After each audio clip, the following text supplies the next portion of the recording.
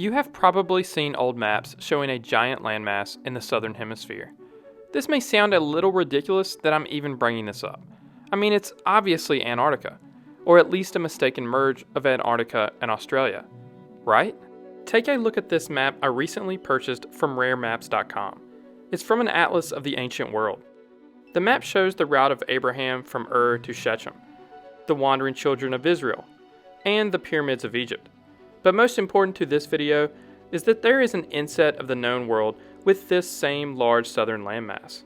This map was the work of Flemish cartographer Abraham Ortelius. But there's a problem. Ortelius died in 1598.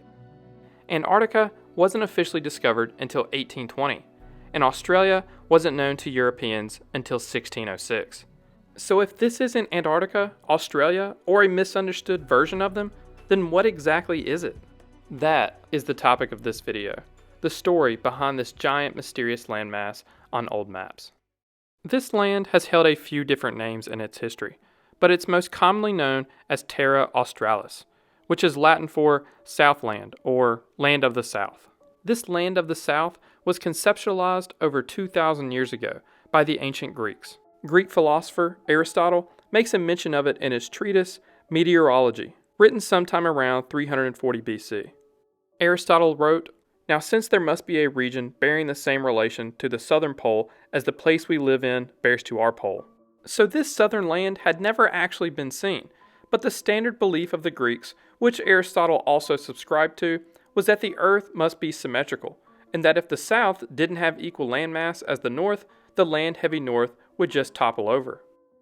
The Greeks also believed that the earth could be divided into climate zones: the frigid zones, which were frozen, the temperate zones, which were thought to be the only zones suitable for human habitation, and the torrid zone, which was too hot for humans to survive.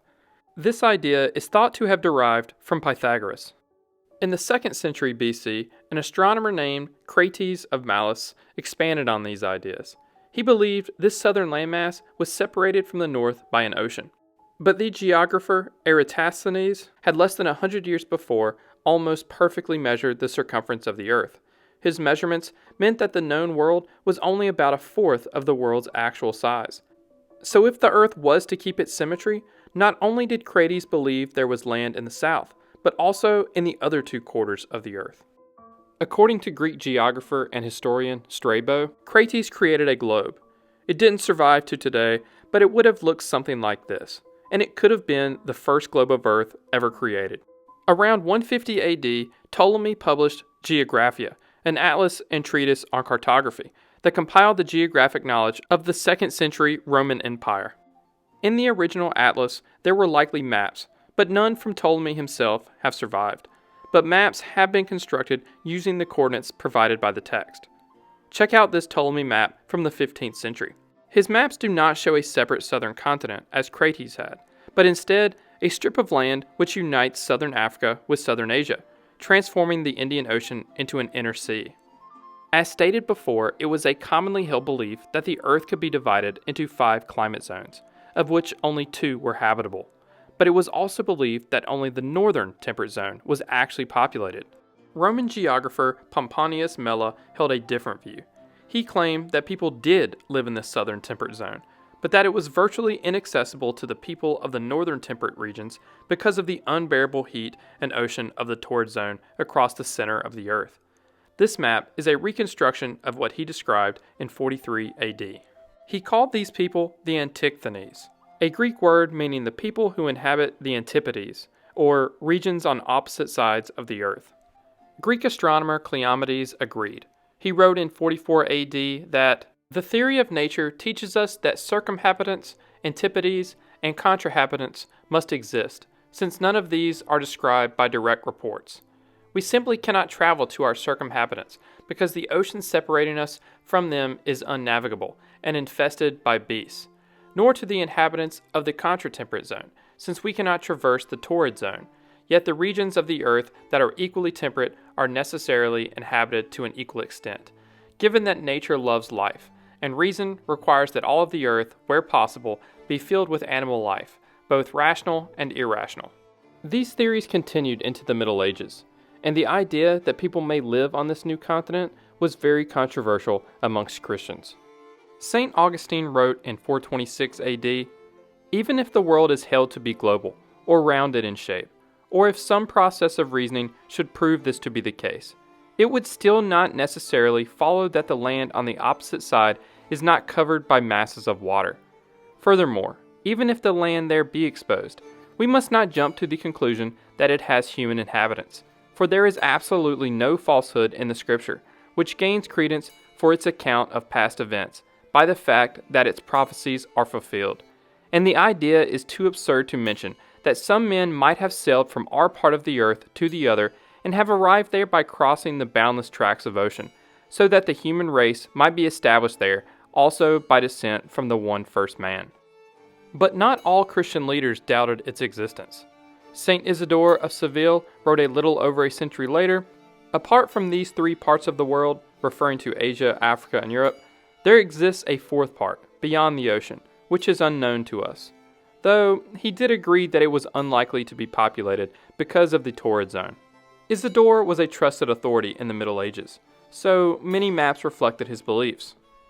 Around 400 AD, a Roman named Macrobius created a map similar to this one, as part of his commentary on the book Dream of Scipio, written by Roman politician, scholar, and philosopher Marcus Tullius Cicero in 51 BC. This particular map is from a 12th century manuscript of the commentary. It shows the climate zones, and two parts of the Earth with an ocean splitting them. World maps from this time period are called a mappa mundi. In medieval Latin, mappa means napkin or cloth, and mundi, the world. This is where the modern word map comes from. This 12th century mappa mundi depicts the known world to the left, and Terra Australis, also known as Antipodes at this time, to the right. In 1407, Ptolemy's maps re-emerged, after a copy of Geographia was translated from Greek into Latin. Before this, all knowledge of these coordinates had been lost in the West. This is where we transition from the Middle Ages to the Age of Discovery.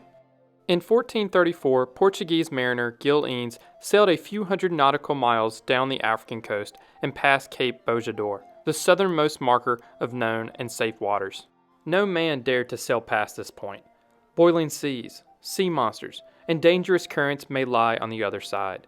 But Eanes returned home in one piece, proving it could be done. The next year, Eanes set off on another voyage down the African coast, this time 130 nautical miles past Cape Bojador. Although he did not discover any inhabitants, he did find traces of a human presence. The Portuguese continued to push further south. The southern lands beyond the torrid zone was bound to be found, and evidence suggested that it was populated. But in 1488, just 6 years after this Ptolemy map was published, which shows the southern land connected to Africa, Bartholomew Diaz rounded the southern tip of the continent, proving that there was no southern landmass connecting to Africa. Over the next couple of decades, Vasco da Gama would confirm Diaz's finding, and the Americas were discovered and explored, though not thoroughly. Maps began moving the southern landmass to match the new discoveries. This 1519 map shows it as no longer connecting to Africa, but now the Americas. But that same year, Ferdinand Magellan sailed through the strait that would come to bear his name.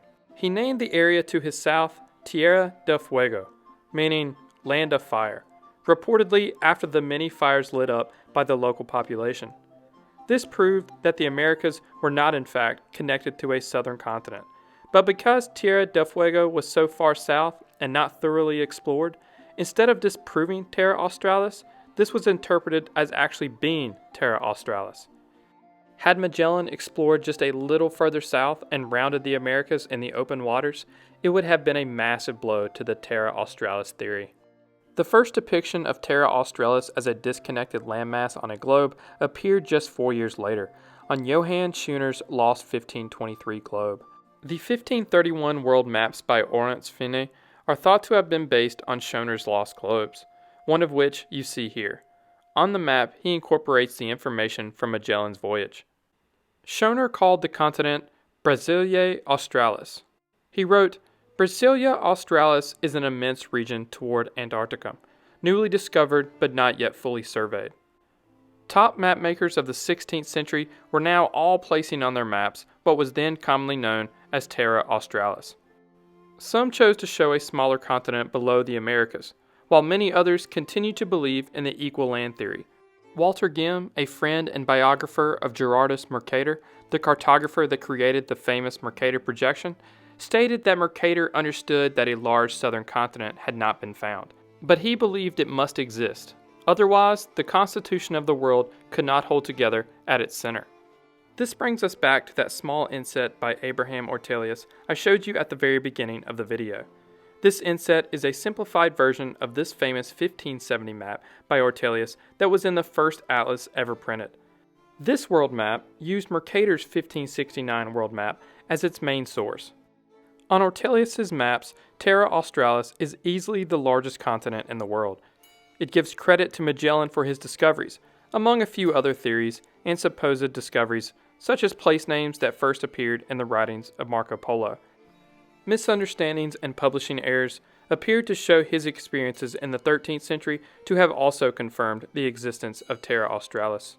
It would take until the late 18th century for the idea of Terra Australis to finally die, and for a short period, only 6 continents were on the world map. You could say the beginning of the end for Terra Australis started with the European discovery of Australia in 1606 by Dutch explorer Willem Janszoon, though initially the theory was simply adjusted as usual.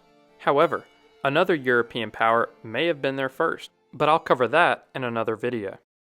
Before I end this video, thank you to raremaps.com for giving me high definition access to most of the maps you saw in this video. You can purchase your own Terra Australis map on their website. These are authentic antique maps, so you really own a piece of history. You can actually purchase the first atlas ever published, or if that's a little high in price, they do have some in the hundreds. Again, that's raremaps.com. I've left a link in the description below. And that's all for this video. If you enjoyed it, please hit the like button and subscribe if you haven't already. Thank you for watching.